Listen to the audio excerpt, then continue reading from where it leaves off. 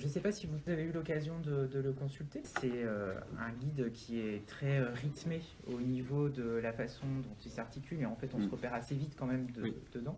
Comment vous avez voulu imaginer votre lecteur, comment il s'empare du livre? On peut piocher dedans, on n'invite pas nécessairement à le lire de A à Z. Oui. On peut rentrer, il y a beaucoup de façons de rentrer dans ce livre-là. Et c'est quoi cette lecture? Est-ce qu'elle a été pensée vraiment comme ça? Et comment vous avez fait en fait pour que ça soit agréable à lire? Effectivement, assez vite, on a eu l'idée de tous les sujets dont on voulait parler. Assez vite, on a construit un sommaire avec tous les thèmes ou tous les sujets qu'on voulait aborder. Et en fait, la première chose, c'est que comme c'est un sujet extrêmement riche et sur lequel il y a effectivement eu très peu de publications, il y avait plein de choses dont on voulait parler. Comme en plus ça nous passionne, très vite tu notes plein d'idées dans tous les sens et tu as envie de parler de tout. Donc déjà, il y avait un contenu conséquent et très différent, très hétéroclite, pardon, qu'il fallait réussir à agencer.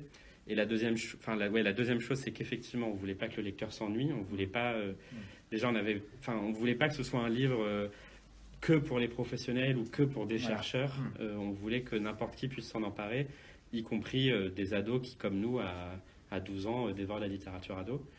Et la troisième chose, c'est aussi que nous, du fait qu'on vienne justement de l'écriture de blog, il y a aussi quelque chose pour nous d'assez naturel d'avoir fait une construction un peu par article en fait. Voilà.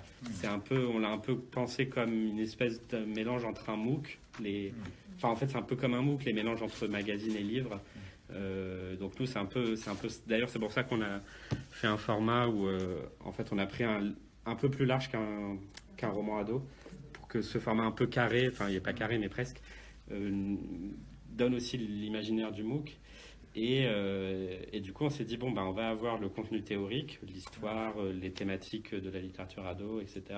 Et dedans, on va venir glisser plein de parenthèses pour faire vivre le bouquin et pour montrer aussi que la littérature ado est riche et vivante.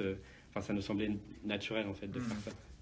Et donc, effectivement, ça donne un livre qu'on peut lire un peu partout, dans tous les sens, quoi. Il y en a quelques-uns qui nous disent que les lecteurs les plus consciencieux qui lisent tout de début à la fin, page par page. C'est ce que j'ai fait. Il y en a qui nous ont dit, moi j'ai commencé par les nouvelles parce qu'ils voulaient absolument lire la fiction d'abord. Il y en a d'autres qui ont dit, je garde les nouvelles pour la fin, les plus sages. Donc c'est assez rigolo de voir que tout le monde en a des lectures assez différentes, mais que celle qui se dégage le plus quand même, c'est le livre qui reste sur la table de chevet et puis tu viens en piocher un chapitre de temps en temps.